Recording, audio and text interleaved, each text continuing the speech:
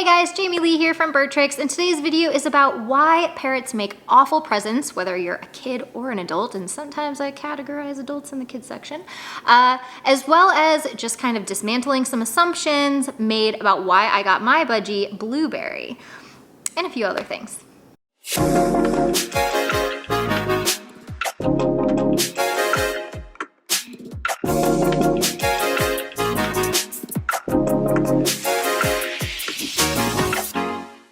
So first things first, almost everybody here on the channel assumes that I got budgie Blueberry for my daughter Capri, which is actually not true. I was getting my hair done by a girlfriend that I went to school with, and she told me that she was going to go get her and her husband a parakeet. And I said, hold up, before you do that, could I please go get this parakeet for you, tame and train it, and then give it to you guys? I've always wanted to film a budgie course. We really wanted to update our old budgie course that was from about, 13 years ago or so, and I just wanted the opportunity to do it without adding another bird to my flock. And so she jumped on board. She's like, hey, free training? I'm all about it. So I was really excited. We set the dates, we set up our studio, and we knew we were going to film this budgie course from day one because unfortunately, budgies have been deemed as starter birds and perfect kids companions and all these other things that I really don't agree with. And it's mostly because of their price point and their easy availability. So I wanted to kind of walk people through day one with a brand new budgie and simulate the impulse buy that most families go through of walking through a pet store, having their kid get super attached to seeing a cute little bird through the glass, wanting it, the parents looking down, realizing it's only around 20 bucks. Why not? Then getting it home and realizing it's not tame, it's entirely wild, it wants nothing to do with them, and they have no idea what they're doing because they impulse bought, so they did no research. Therefore, they had to buy everything from the pet store, which usually sets them up for failure from day one. So I wanted to go over all of this and how to do it right from day one and how to fix it if you already did it wrong from day one. So that was really my overall goal.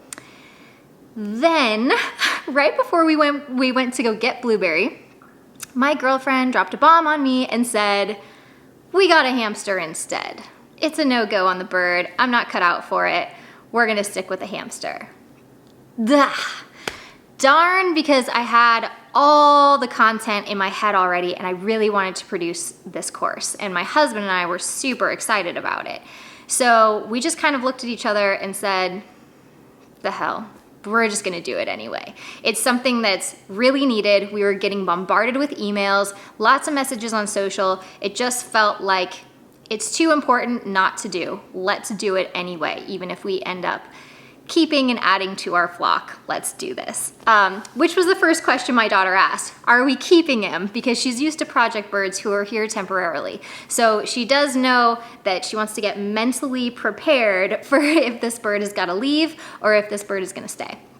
So that was kind of the background story behind getting a budgie. We decided to just go ahead and move forward and still produce the content because looking around, the small bird content is really needed. And those are the birds that are more easily available to people and the ones that people really don't care to educate you about. Even the people at the pet store that we quizzed about, there was not a lot of knowledge there. And the stuff that they have available to you as far as diet and everything else really sets you up for long-term failure. So I wanted to address all the things.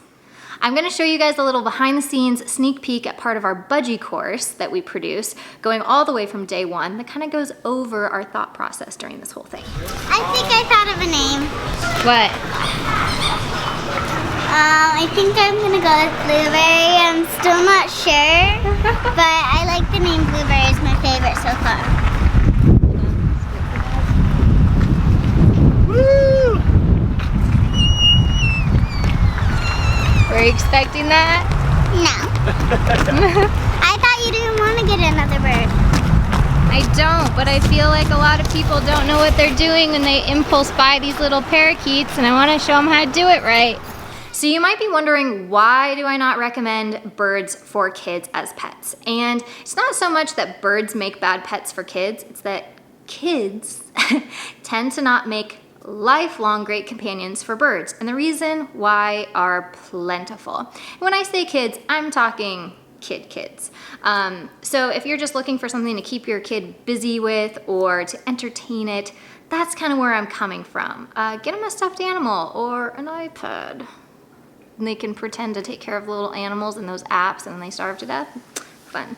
What really tipped me over the edge on producing this video was an email I received. When I read it, I just thought, okay, I've got to do something. I've got to share my opinion on this. And I've got to put this information out there so that people can make educated decisions on this and understand that parrots are not presents. They are not commitments that you make for somebody else.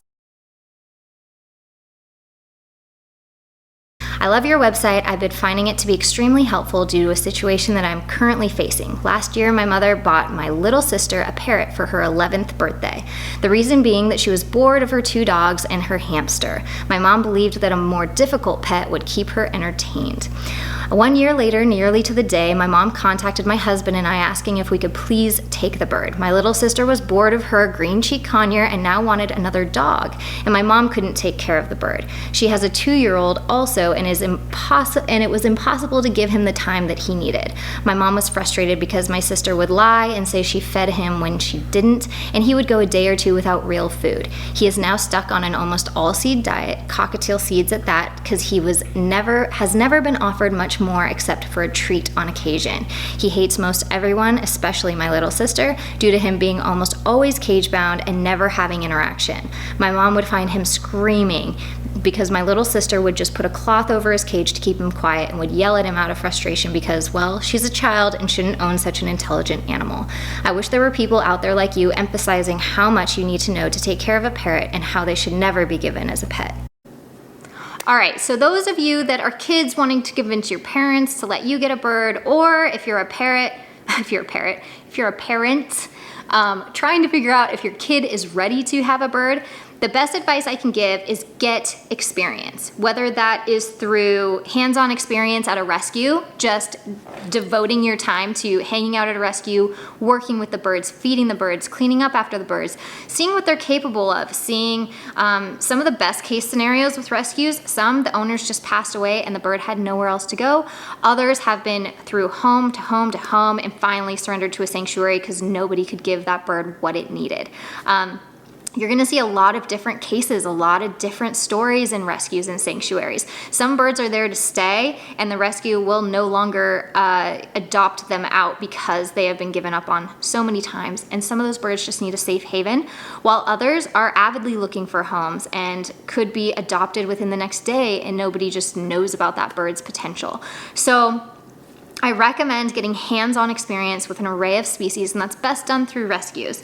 Now, the other thing is you can pet sit. Just put some ads out or reach out in your local community and see if anybody has birds that need help with them, that you'd be willing to offer your help, or if you'd just be willing to pet sit so you can gain some hands-on experience that way. Now, my favorite way of gaining experience is fostering. Some rescues and sanctuaries work 100% off of just fostering. That means a bunch of people are volunteers and have birds at their homes that they literally foster until they can place them in forever homes, at which they move out and go to their forever homes. This is a really, really cool thing because I find the mentality of people who foster birds is very open and very relaxed. They kind of view it as a stepping stone to the forever home. And in that case, they kind of relax into this better headspace of a lack of pressure on them to do all the things and be the perfect home. So what I've found is that if you look at it as though you are a stepping stone and you are helping prepare that bird for its forever home, maybe that's through better diet and nutrition, maybe that's through just getting better sleep, maybe that's just simply a safe haven and a safe place that doesn't have other animals or chaos in the home that you can possibly offer. Whatever it is that is your superpower that you can offer that bird as a stepping stone, I think is really, really magical. And a lot of people through fostering find that they are living harmoniously with that bird and it just happens to be the perfect fit, which is a really, really cool situation. If you come across that where you're fostering and you decide, I am that forever home, this is working great. But it's also a great way to gain experience and see what your strengths and what your weaknesses are based on how you work with these animals. So how I gained my experience was somewhat similar to fostering. It's how I do with project birds. And it all started from just seeing clients' birds that we weren't hired to work with, kind of in the background, not being worked with, not really being paid attention to. And they were kind of birds that had these reputations that nobody felt like could be undone. They were almost these labels of permanence, of he hates men. He's a shoulder rusher, he will not come down once he's up there. He's a biter. He's too scared to fly, he'll never fly. He's never flown. He will only eat junk food. You know, all those labels that kind of are set in stone with some people when they say them, almost like you're never gonna do anything about it, you just have to accept it as it is. And I was at a point where I was like, well, I'm not gonna promise anything, but let me try. Let me try and change that and see if this bird is open to changing his ways. And that's where Project Birds was really born, was just from people trusting me to work with their birds. And I love it. I feel like that's how I learn and I become a better trainer, is because the birds communicate and teach me. And then I'm able to show that to the world and hopefully teach more and more people how to work with birds in a positive way, that it doesn't have us, you know, like this in the home, because I want the humans to be happy and I want the birds to be happy together. So that's really the goal. So I really believe in all the experience that you can get, and however you go about that, do it. Take the courses, work with people that are open to it. You know, even volunteer at a shelter, even if it isn't necessarily birds, just learning how to train any sort of animal can be very much so translated to another animal, especially if you're working with prey species versus predator species. A lot of it kind of overlaps. So hopefully I'm not getting too far off on a tangent on that one. Lifespan is first and foremost of why I don't believe birds make great presents. A lifespan of a bird, just as a general thing that I randomly Googled and came up with. Macaws, they live between 50 and 100 years. Cockatoos, 40 to 60 years old. Amazons, 50 to 70 years. Grays, 50 to 60. Eclectus, 65 to 85. Now, obviously, when you get into smaller birds, their lifespans are shorter. However, generally with parrots, they're living a long time and they might even outlive you. So that means they're in wills, they're getting passed down from person to person. You don't necessarily know if the person that you're passing your bird down to is all in. It's a hard commitment to want to make. Reason number two is within that lifespan is your own lifespan, and your priorities change. So especially when you're a kid and you're in certain activities. I remember when basketball was a huge part of my life, when I tried to get into softball but sucked so bad, it was not a huge part of my life. But you kind of have to pick and choose what your path is and what your priorities are. And as you grow, those change. It can be school for a while, it can be sports, it can be your hobbies, it can be maybe you found out what you want to do for the rest of your life and you're already working on it. Like my husband, he started playing with a magic kit when he was about 3 or 4 years old and took off with it. That was his number one priority. There's a lot of people that discover what they were meant to do on this earth super early on, and that is their priority. So making sure that the animal stays as a priority is pretty hard during those huge growth changes where friends become the priority or boyfriends become the priority or whatever it is for you. But as you guys know, as you grow in life, your priorities change. That's just part of life. So making sure that your lifelong commitment to your bird doesn't change. That's a hard thing to commit a child to. And I don't think that anybody should commit their child to that kind of lifelong companion. Although I love my daughter, of course, and I feel like she's mature and relatively responsible for her age, she's 7. So I can't really even depend on her to make sure Blueberry has fresh water every single day. I tried. It was a fail. It's just not something that she can remember to do. And getting Blueberry, I knew, was a commitment from me to Blueberry and my husband, because gotta chip in. You know, making sure that if you do get your child a bird, you know deep down that bird is yours. It is your commitment as the adult, assuming I'm talking to an adult right now. But as the adult, if you decide to get your child a bird, you have to know that it's your bird first and that you have to take 100% responsibility for that bird, because you can't expect that from a child. So I think the expectations have to be realistic. As fun as it would be and as awesome as it would be to rely on my 7-year-old to completely take care of Blueberry, I can't.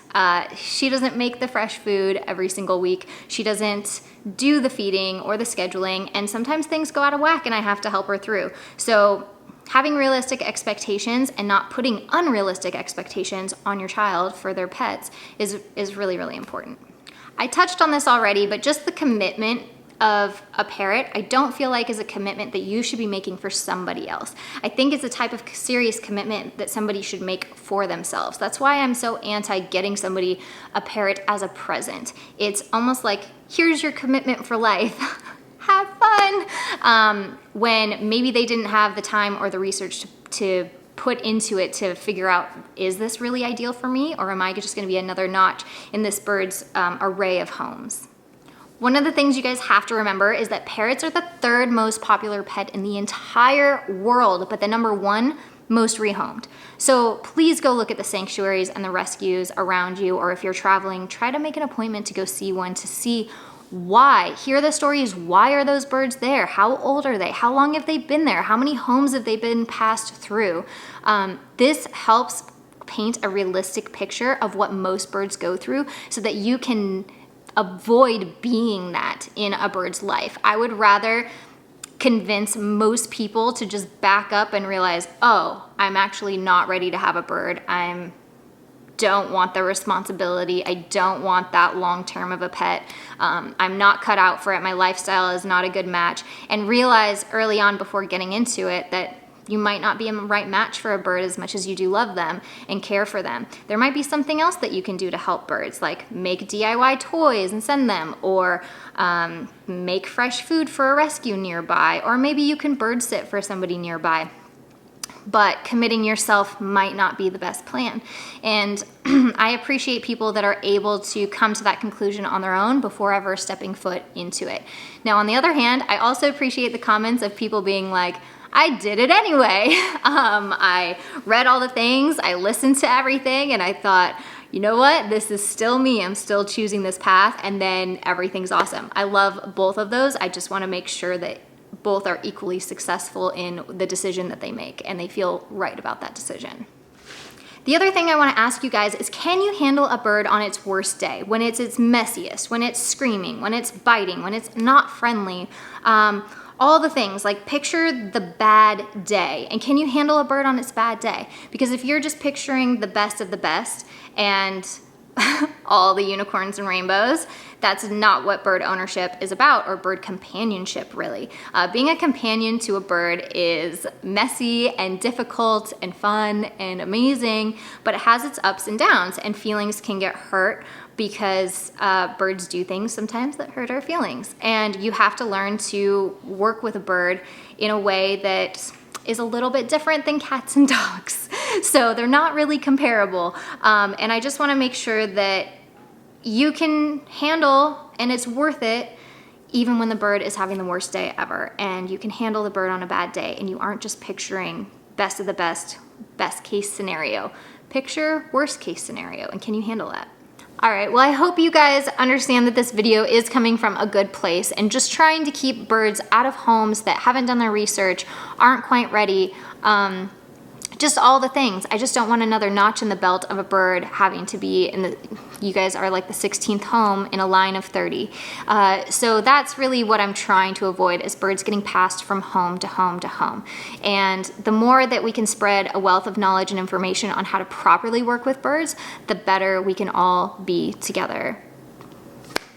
I hope this video helps you guys better understand where I'm coming from, and realize that parrots are not presents. They don't make good gifts. They shouldn't be given to people as a surprise, happy birthday, or Merry Christmas, here's a bird and a lifetime commitment. It should be something that, a commitment that you make for yourself. And especially if you are a parent and thinking about getting your kid a bird, please understand that underlying all of that, no matter how committed your child is, you need to be 100% on board with this bird being yours. Should your child's life go in a totally different direction and the bird no longer become a priority, it needs to be a priority to you.